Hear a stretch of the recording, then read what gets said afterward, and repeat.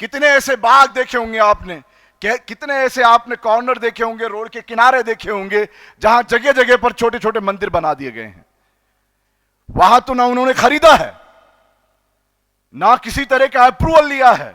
और आजकल जो कबाड़िया और ये सब जो कर रहे हैं, क्या कर रहे हैं, ये है इंटॉलरेंस। और मुसलमान कभी भी अपनी खरीदी हुई जमीन पर ही नमाज पढ़ेगा, उसके बगैर मुसलमान की नमाज नहीं होती। हर मुसलमान को पता है, क्योंकि हम लोग पैदा होने से लेकर मौत तक वक्फ से जुड़े हुए हैं। यह मसला हमारा दीन का मसला है। आप सल्लल्लाहु अलैहि वसल्लम ने फरमाया कि ऐसा एक दौर आएगा जिस तरह से भूखा दस्तरखान पर टूट पड़ता है, ऐसे ऐरे गैर लोग मुसलमानों पर टूट पड़ेंगे। सियासी तौर पर भी मुसलमान इंडिया में मेजॉरिटी है, माइनॉरिटी नहीं है। आप पूरी इक्वेशन उठा के देख लीजिए, जितनी भी पॉलिटिक्स खेलने वालों को लोग को देख लीजिए।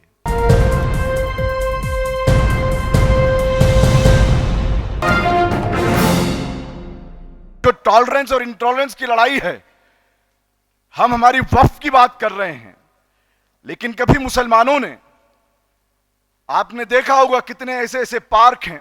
मैं राजस्थान से बिलोंग करता हूं, मेरे शहर में और जगह जगह पर कभी भी कोई भी भाई उनके अपने आस्था के मुताबिक कहीं भी वो एक उनके मुताबिक पेंट करके वहां मंदिर बना देते हैं। कितने ऐसे बाग देखे होंगे आपने, कितने ऐसे आपने कॉर्नर देखे होंगे, रोड के किनारे देखे होंगे, जहां जगह जगह पर छोटे छोटे मंदिर बना दिए गए हैं।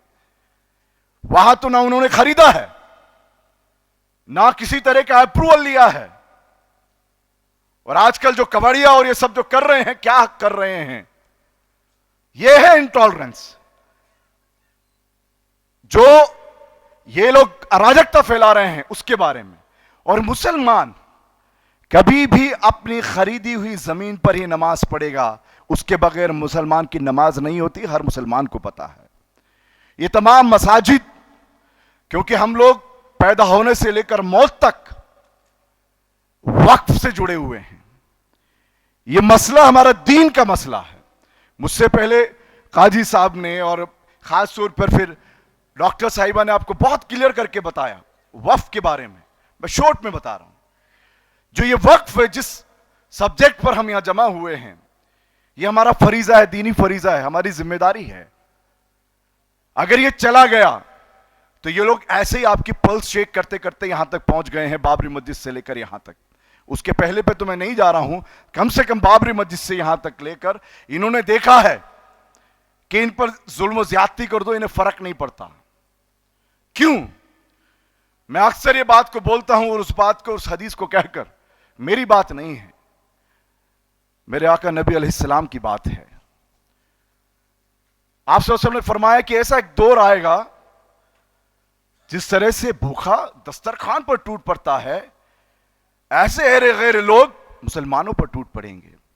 या रसूलुल्लाह सल्लल्लाहु अलैहि वसल्लम, क्या उनकी तादाद कम होगी? आप सल्लल्लाहु अलैहि वसल्लम ने फरमाया, नहीं। वो समुद्र के झाग देखो, कितना दिखता है समुद्र, वैसे दिखेंगे, लेकिन वहन आ जाएगा, वहन। हुब्बुद दुनिया व कराहितुल मौत, दुनिया की मोहब्बत और मौत का खौफ आ जाएगा। जबकि कोई इंसान ऐसा चैलेंज नहीं कर सकता, वो नमरूद हो, फिरौन हो, जो बाकी रहा हो अब तक या बाकी रहेगा आगे, हम में से कोई। हक है ना मौत।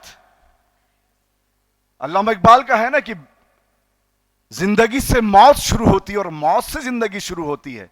ये ईमान है या नहीं आपका? जब आपने जिंदगी ले ली तो आप हर एक दिन मौत की तरफ जाते हैं ना, और जब मौत आती है तो फिर असली जिंदगी की तरफ जाते हैं। वो मानने वाले लोग ऐसे कैसे डर जाएंगे? हम देश के संविधान की बात कर रहे हैं, हम लोकतंत्र की बात कर रहे हैं, अपने हक और हुकूक की बात कर रहे हैं, यहां की आजादी को बचाने की बात कर रहे हैं, और हम अपने हक पे ही डाका डालने दें, तो ये वहन है हमारे अंदर। इसीलिए कहता हूं, साथ साथ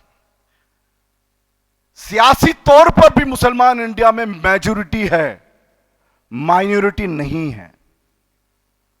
आप पूरी इक्वेशन उठा के देख लीजिए, जितनी भी पॉलिटिक्स खेलने वालों को लोग को देख लीजिए, लेकिन आपको आपके बारे में पता नहीं है। इसलिए मैं ये सोचता हूं कि ये जो all India Muslim women association है, आपको आपकी ताकत के बारे में बताने का काम करता है। क्योंकि ताकत तो आपके पास है। एक परिवार से लेके शहर और शहर से लेकर प्रदेश और प्रदेश से लेकर देश तक की जिम्मेदारी को आपको पता है कैसे बखूबी अंजाम देना है। वो ताकत है आप में, बस उस ताकत को आप जानना चाहिए, समझना चाहिए। उसी के लिए यहां हम लोग आपसे बात करने आए हैं।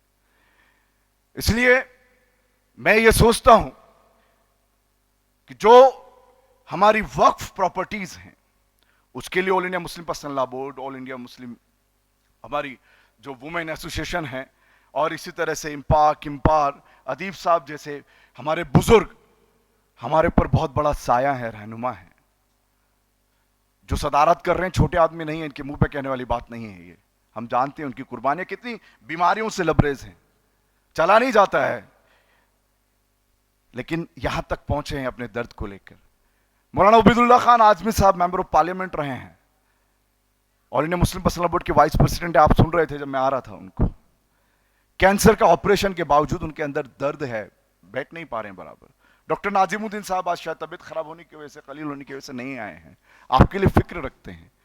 इंडिया में बहुत लोग ये फिक्र को लेकर चल रहे हैं।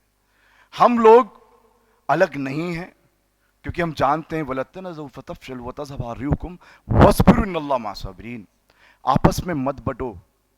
हर जगह यही मैसेज है, आपस में मत बटो वरना क्या होगा, तुम्हारी हवा उखड़ जाएगी। सिर्फ इतना ही करना है हमें, ऑर्गेनाइज्ड होना है। यहां पर ऑर्गेनाइज्ड होना आपके लिए आपकी जिम्मेदारी है, वो आप गलत नहीं करते हैं। इसीलिए हम हमारी जिम्मेदारी को समझें और इस जिम्मेदारी को रोज़ महशर अल्लाह के यहाँ जवाब देने के लायक हम बन जाएं। अल्लाह ताला हमें कबूल कर ले, हमारी खताओं को अल्लाह माफ़ कर दे। अल्लाह हमसे जो भी अब तक जो सजद गलतियां हुई हैं उन्हें माफ़ कर दे। हमें फिर वो ईमान दे दे जब वहाँ खड़े होकर हज़रत खालिद बिन वलीद रज़ियल्लाहु तआला ने कहा था कि रोमियो तुम्हें जितनी अजीज़ मौत है उतनी जितनी अजीज़ तुम्हें जिंदगी है उससे कई ज़्यादा अजीज़ हमें मौत है, क्योंकि उसी के बाद ज़िंदगी है। इसलिए हम लोग इंशाअल्लाह ये अहद करें और जिम्मेदारी लें, अपने आप से वादा करें, अल्लाह से वादा करें कि इंशाअल्लाह हम लोग अपने आखिरी दम तक इस देश को भी बचाएंगे, इस कौम को भी बचाएंगे। वाखिरु दावाना अनिल हम्दुलिल्लाहि रब्बिल आलमीन। अस्सलामु अलैकुम वरहमतुल्लाहि वबरकातुहू। कितने ऐसे बाग देखे होंगे आपने, कितने ऐसे आपने कॉर्नर देखे होंगे, रोड के किनारे देखे होंगे, जहां जगह जगह पर छोटे छोटे मंदिर बना दिए गए हैं। वहां तो ना उन्होंने खरीदा है, ना किसी तरह का अप्रूवल लिया है,